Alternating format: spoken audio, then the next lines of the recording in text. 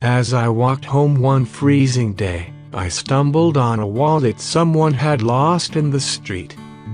I picked it up and looked inside to find some identification so I could call the owner.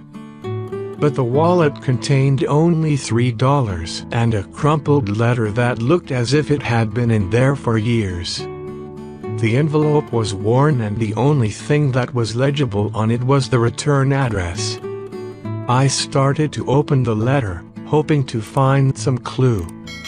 Then I saw the dateline 1924. The letter had been written almost 60 years ago. It was written in a beautiful feminine handwriting on powder blue stationery with a little flower in the left-hand corner. It was a Dear John letter that told the recipient, whose name appeared to be Michael, that the writer could not see him anymore because her mother forbade it. Even so, she wrote that she would always love him. It was signed, Hannah. It was a beautiful letter, but there was no way except for the name Michael, that the owner could be identified. Maybe if I called information, the operator could find a phone listing for the address on the envelope. "Operator," I began, "this is an unusual request. I'm trying to find the owner of a wallet that I found. Is there any way you can tell me if there is a phone number for an address that was on an envelope in the wallet?" She suggested I speak with her supervisor, who hesitated for a moment then said, "Well, there is a phone listing at that address, but I can't give you the number," she said, as a courtesy. She would call that number, explain my story and would ask them if they wanted her to connect me. I waited a few minutes and then she was back on the line. "I have a party who will speak with you." I asked the woman on the other end of the line if she knew anyone by the name of Hannah. She gasped, "Oh, we bought this house from a family who had a daughter named Hannah. But that was 30 years ago. Would you know where that family could be located now?" I asked. "I remember that Hannah had to place her mother in a nursing home some years ago," the woman said.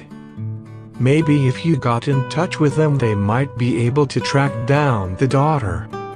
She gave me the name of the nursing home and I called the number. They told me the old lady had passed away some years ago, but they did have a phone number for where they thought the daughter might be living. I thanked them and phoned. The woman who answered explained that Hannah herself was now living in a nursing home. This whole thing was stupid, I thought to myself. Why was I making such a big deal over finding the owner of a wallet that had only $3 and a letter that was almost 60 years old? Nevertheless, I called the nursing home in which Hannah was supposed to be living, and the man who answered the phone told me, "Yes, Hannah is staying with us."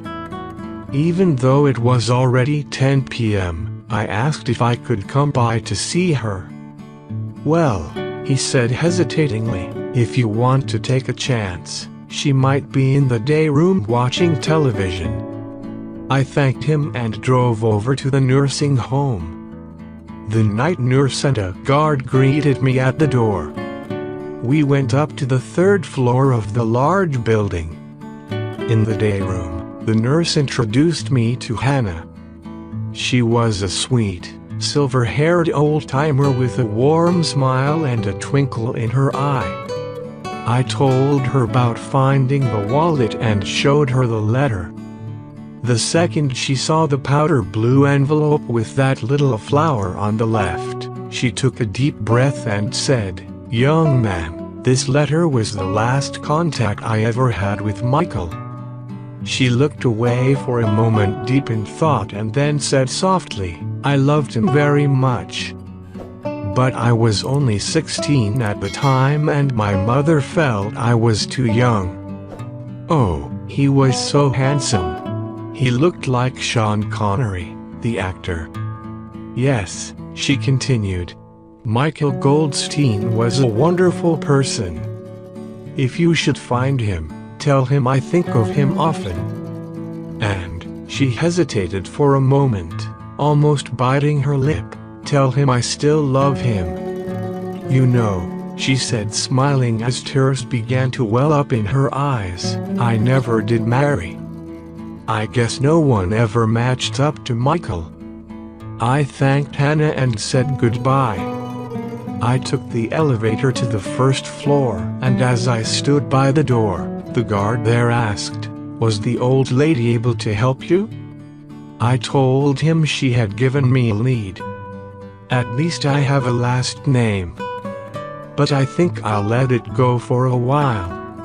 I spent almost the whole day trying to find the owner of this wallet.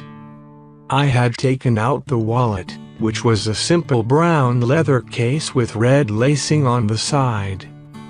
When the guard saw it, he said, "Hey, wait a minute. That's Mr. Goldstein's wallet. I'd know it anywhere with that bright red lacing. He's always losing that wallet. I must have found it in the halls at least 3 times." "Who's Mr. Goldstein?" I asked as my hand began to shake.